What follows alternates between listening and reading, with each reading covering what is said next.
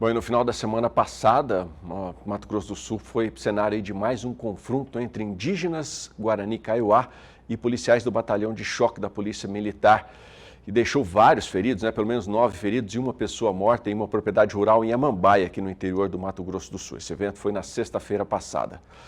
De um lado, a polícia disse que tentava evitar uma invasão de propriedade na hora do confronto. Por outro lado, indígenas alegando que as terras são ancestrais e que eles têm direito. Enfim, muita confusão por lá e teve até troca de tiros. Todos foram levados aí para o hospital de Amambaia, os feridos e também o morto. Uma morte foi confirmada, como eu disse. Bom, e sobre esse assunto agora eu vou conversar ao vivo pela internet com a advogada doutora Luana Ruiz, que é especialista neste assunto. Bom dia, doutora Luana, um prazer recebê-la aqui no Bom Dia Produtor. Esse evento acontece aí na mesma semana de quando deveria ser retomado o julgamento do marco temporal. Estamos aí em processo político, ano político. Na opinião da senhora, esse marco temporal ainda sai esse ano? Por que é tão difícil botar o dedo nessa ferida? Bom dia. Bom dia. Primeiramente, eu quero agradecer aqui a oportunidade de estar trazendo esse assunto tão importante, não só para o nosso estado do Mato Grosso do Sul, mas é uma pauta latente no Brasil como um todo. Não acredito que o marco temporal seja julgado efetivamente ainda este ano, inclusive em razão do ano eleitoral no qual nos encontramos. E o porquê que as pessoas, os nossos magistrados, a nossa Suprema Corte, tem tanta dificuldade em mergulhar nesse tema. Porque o tema é realmente complexo e porque nós vivemos numa realidade de inversão de valores.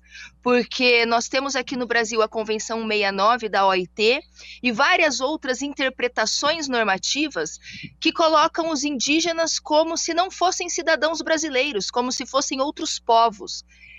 E se nós desfizermos esse equívoco interpretativo e nós considerarmos todos os cidadãos como brasileiros, trazendo as comunidades indígenas para o seio da comunidade nacional, se nós nos livrarmos das políticas segregacionistas que nos separam, com certeza a análise do tema ficará mais fluida, mais fácil e mais racional do que ela vem sendo tratada nos últimos anos.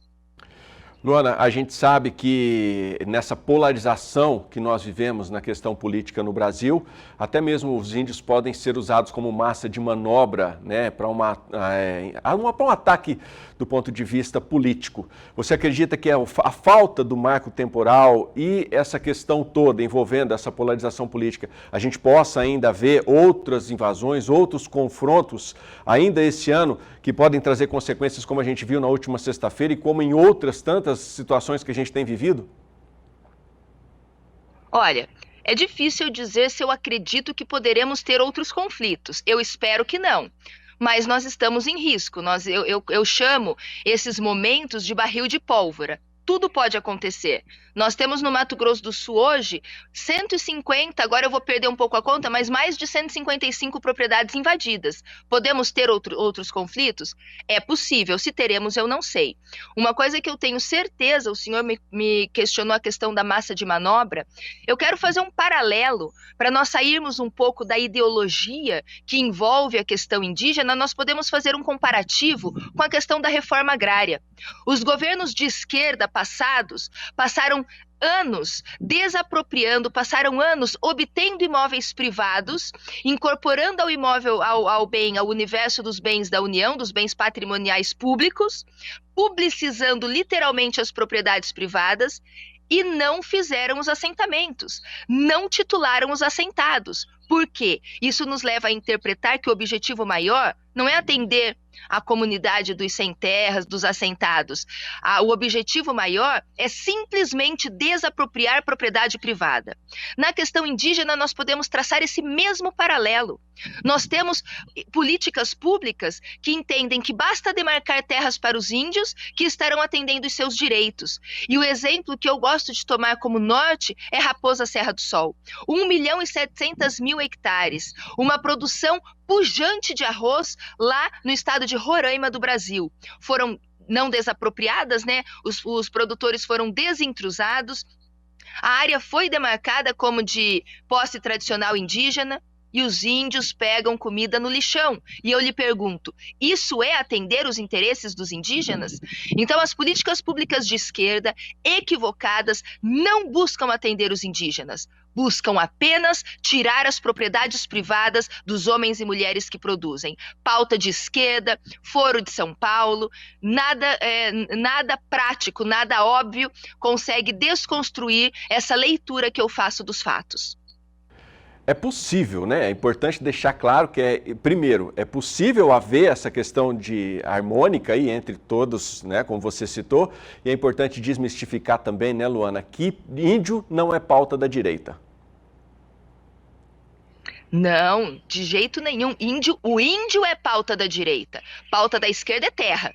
Pauta da direita é o cidadão indígena, são as comunidades indígenas. Tanto que a direita tem como pauta a produção agrícola nas terras indígenas, para que os indígenas possam produzir, ganhar dinheiro, serem independentes, autônomos. Isso é cuidar do indígena. Agora, sair desapropriando, fomentar as invasões e jogar os indígenas em gigantes vazios geográficos, sinto muito, mas isso é pauta da terra, não pauta do cidadão indígena. Muito bom. Luana, nessa questão específica aí de Amambai, se você tem informação, eu sei que você está viajando muito o estado aqui do Mato Grosso do Sul. Eu queria saber se você tem informações atualizadas que você pode trazer para o pessoal aqui do Bom Dia Produtor. Uma coisa muito importante, bom, a informação mais atualizada, que não é novidade, né, é que o Ministério Público Federal já fez um pedido de realização de perícia na área, para saber se a área é ou não terra indígena. E alguns pontos são importantes nós deixarmos muito claro. Primeiro, mesmo que a terra seja de posse tradicional indígena, ela só será definitivamente uma terra indígena com a conclusão do processo de demarcação. A invasão antes da conclusão do processo de demarcação é crime. E o processo de demarcação só acaba com o decreto homologatório. Primeiro ponto. Segundo ponto, Ministério Público Federal determinando realização de perícia. Perícia é uma natureza probatória em juízo. Ministério Público não é juiz. Ministério Público sequer é um poder.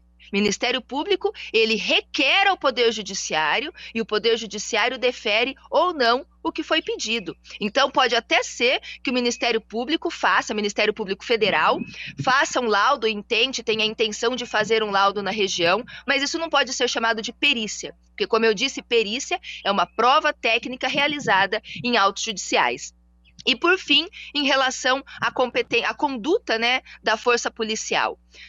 Houve uma invasão de propriedade. A polícia, quando atuou, não estava reintegrando a posse. A polícia estava contendo a agressão violenta, inclusive com risco de vidas ali naquele momento. A reintegração de posse, como ela se dá? Tem a invasão, os índios ficam na propriedade, existe um decurso de tempo, o produtor então ingressa no Poder Judiciário pedindo a reintegração de posse. O que aconteceu foi uma ação imediata da polícia para evitar a deterioração e destruição do patrimônio e a colocar em risco vidas humanas de pessoas que lá estavam. Inclusive, agora pela manhã, eu estava lendo o relatório do Ministério Público Federal e consta ali que houve refém. Um servidor da FUNAI foi feito refém. E mais, que é muito importante nós deixarmos muito claro, não a conduta em si, mas a gravidade que a situação atingiu. Só atingiu esta situação porque os policiais em Amambai foram recebidos a bala e em Naviraí foram recebidos a flechadas. Se não fosse esse grau, esse nível de violência na recepção da força policial, nada disso teria acontecido.